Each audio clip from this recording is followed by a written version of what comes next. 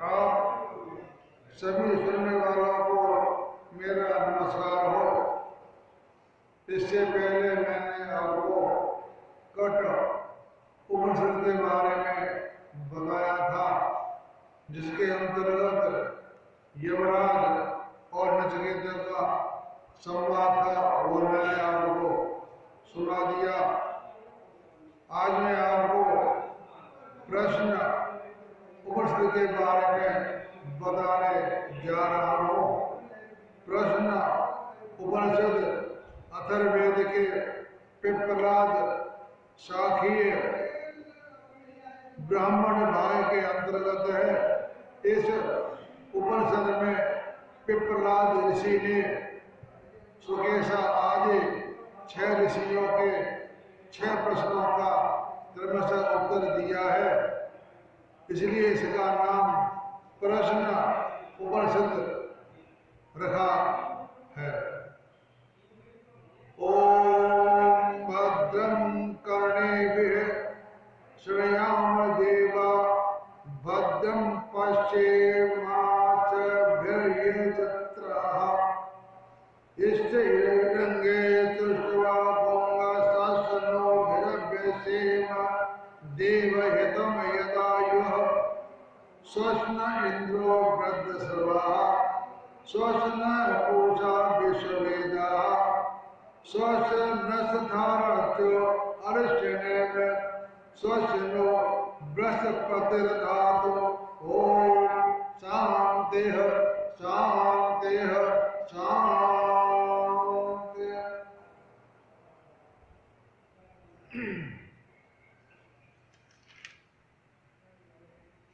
तो यहाँ पर बतला रहे हैं कि हे देवगण, हम भगवान का यजन आराधना करते हुए कानों से कल्याणमय वचन सुने, नेत्रों से कल्याण देखें, अच्छी बातों अच्छे दृश्यों को देखें, बुरे दृश्यों को न देखें, कानों से अच्छी बातों को सुने, बुरी बातों की तरफ ध्यान न दें।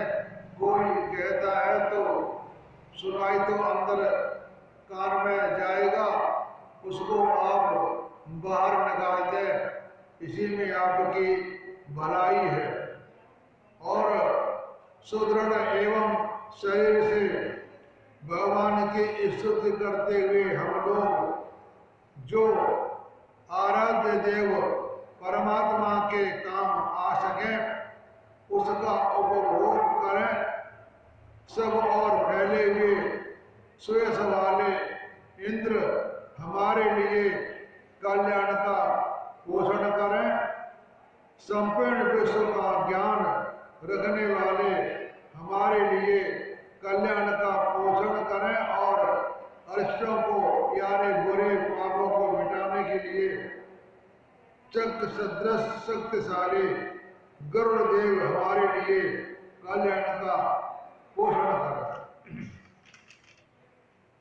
तथा बुद्ध के स्वामी बृहस्पति भी हमारे लिए कल्याण की पुष्टि करें। परमात्मन हमारे त्रिविध ताप की शांति हो। ओम इस परमात्मा के नाम का स्मरण करके उपनिषद का आरंभ करते हैं तो भरद्वाज पुत्र सुकेशा और शिव कुमार सत्यकाम तथा गर्ग गोत्र में उत्पन्न सौर्यणी एवं कौशल देशीय आश्वलायन और तथा विदर्भ निवासी भार्गव और कत्य ऋषि का प्रपौत्र कबंधी, वे ये 6 प्रसिद्ध ऋषि जो वेद परायण वेद में निष्ठा रखने वाले थे, वे सबके सब खोज करते हुए यह समझ कर के पिप्पलाद ऋषि निश्चय ही उस ब्रह्म के विषय में सारी बातें बतलाएंगे। हाथ में समिधा लिए हुए यानी लकड़ी भगवान का पिपलाद ऋषि के पास गए तो उन सुकेशा और ऋषियों वे प्रसिद्ध ऋषि बोले, तुम लोग पुनः श्रद्धा के साथ ब्रह्मचर्य का पालन करते हुए तपस्या पूर्वक 1 वर्ष तक भली भांति निवास करो। उसके बाद अपनी अपनी इच्छा के अनुसार प्रश्न पूछना। यदि तुम्हारी पूछी हुई बातों को मैं जानता होगा तो निसंदेह वे सब बातें तुम लोगों को बतलाऊंगा। इसके बाद उनमें से कत ऋषि के प्रपौत्र कबंधी ने पास जा करके पिपलाद से पूछा कि भगवान किस प्रसिद्ध और सुनिश्चित कारण विशेष से यह संपूर्ण प्रजा नाना रूपों में उत्पन्न होती है, यह मेरा प्रश्न है। उसमें से वे प्रसिद्ध महर्षि बोले, निश्चय ही प्रजा उत्पन्न करने की इच्छा वाला प्रजापति है। उसने तप किया, उसने तपस्या करके जब सृष्टि का आरंभ किया उस समय पहले एक तो रई तथा दूसरा प्राण भी यह जोड़ा उत्पन्न किया। एक रई और एक प्राण, ये 2 जोड़ा उत्पन्न किए। इन्हें उत्पन्न करने का उद्देश्य यह था कि ये दोनों मेरी नाना प्रकार की प्रजाओं को उत्पन्न करें और वृद्धि करें। यह निश्चय है कि सूर्य ही प्राण है और एक चंद्रमा ही रई है। रई का नाम यहाँ लिया है चंद्रमा से और प्राण लिया है सूर्य भगवान से, यानी सूर्य हो गए प्राण और चंद्रमा हो गए रई। ये 2 पैदा किए। जो कुछ आकार वाला है पृथ्वी, जल और तेज, और जो आकार रहित आकाश और वायु, ये सभी कुछ रई है। मतलब ये जो पृथ्वी, जल और तेज, ये तो तीनों रूप चंद्रमा के बताए गए हैं। इसलिए मूर्त मात्र ही अर्थात देखने तथा जानने में आने वाली सभी वस्तुएं रई है, यानी चंद्रमा है।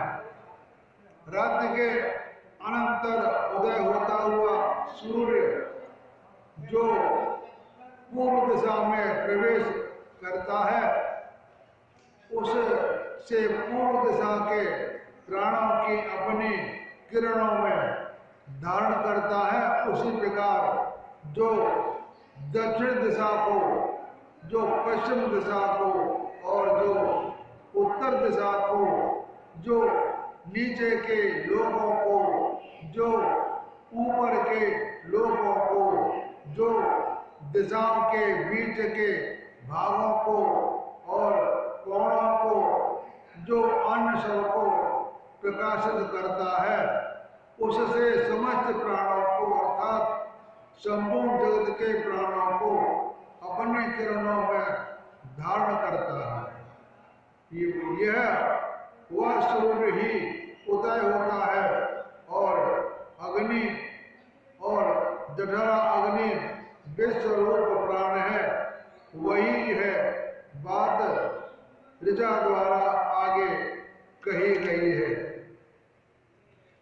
संपूर्ण रूपों में केंद्र, सर्वज्ञ, सर्वाधार, प्रकाशमय, तपते हुए किरणों वाले सूर्य को अद्वितीय बदलाते हैं। यह सहस्रों किरणों वाला सूर्य सैकड़ों प्रकार से बरतता हुआ समस्त जीवों का प्राण होकर उदय होता है और वे संवत्सर 12 महीने वाला काल ही प्रजापति है। उसके 2 आयन हैं, एक दक्षिण और दूसरा उत्तर। वहां मनुष्यों से जो लोग निश्चय पूर्वक केवल उन इष्ट और कर्मों को ही करने योग्य कर्म मानकर सकाम भाव से उनकी उपासना करते हैं, वे चंद्रमा के लोक को ही जीतते हैं अर्थात प्राप्त होते हैं। वे ही वहां से लौटकर आते हैं और इसलिए ये संतान की कामना वाले ऋषिगण दक्षिण को प्राप्त होते हैं और पितृयान नामक मार्ग है। रवि निसंदेह यही रही है जो पितृयान नामक मार्ग है और जो तपस्या के साथ ब्रह्मचर्य पूर्वक श्रद्धा से युक्त होकर आध्यात्म विद्या के द्वारा परमात्मा की खोज करके जीवन सार्थक करते हैं, वे उत्तरायण मार्ग से सूर्य लोक को जीत लेते हैं और यह ही प्राणों का केंद्र है। यह अमृत और निर्भय पद है, यह परम गति है। इससे पुनः लौटकर नहीं आते। इस प्रकार यह निरोध पुनरावृत्ति का निवारक है। इस बात को स्पष्ट करने वाला यह श्लोक है कि कितने ही लोग इस सूर्य को 5 चरणों वाला सबका पिता, 12 आकृतियों वाला जल का उत्पादक और शुक्ल से भी उसके स्थान में स्थित बतलाते हैं तथा ये दूसरे कितने ही लोग ऐसा बतलाते हैं कि यह 7 पहियों वाला 6 आरों वाला बैठा हुआ एवं सबको भली भांति जानने वाला है, यानी भगवान का जो रथ है उसके बारे में बतला रहे हैं कि यह 7 इसके पहिए हैं और 6 आरों वाला रथ में बैठा हुआ सबको भली भांति जानने वाला है। अन्न ही प्रजापति है, क्योंकि उसी से ये वीर उत्पन्न होता है।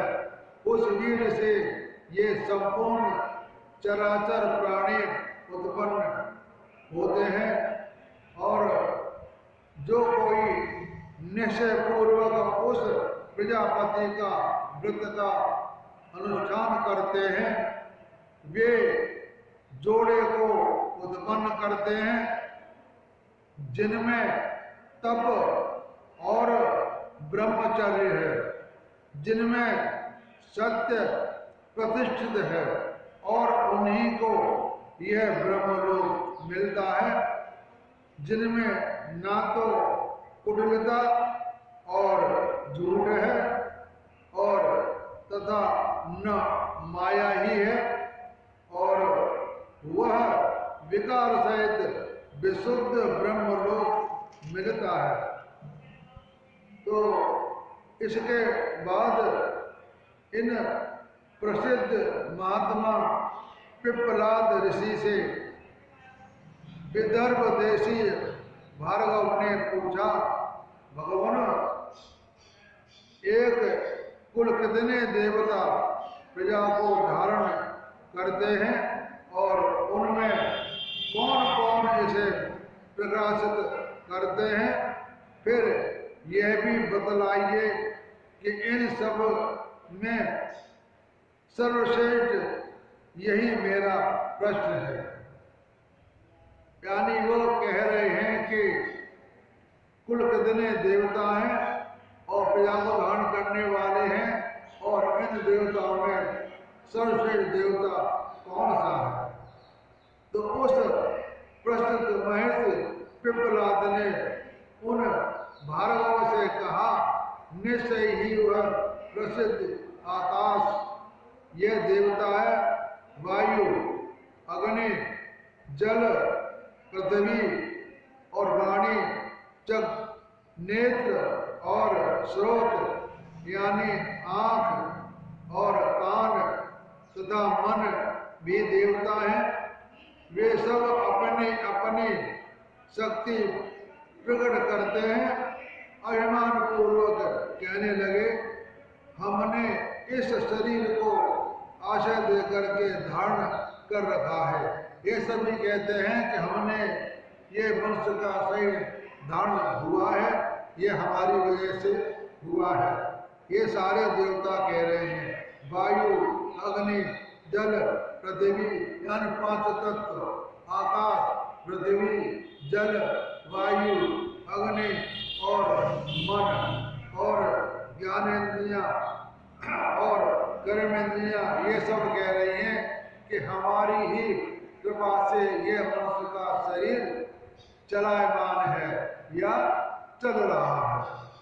तो उनसे सर्वश्रेष्ठ प्राण, और तुम लोग मोह में न पड़ो, मैं ही अपने इस स्वरूप को 5 भागों में विभक्त करके इस शरीर को आशय देकर धारणा करता हूँ।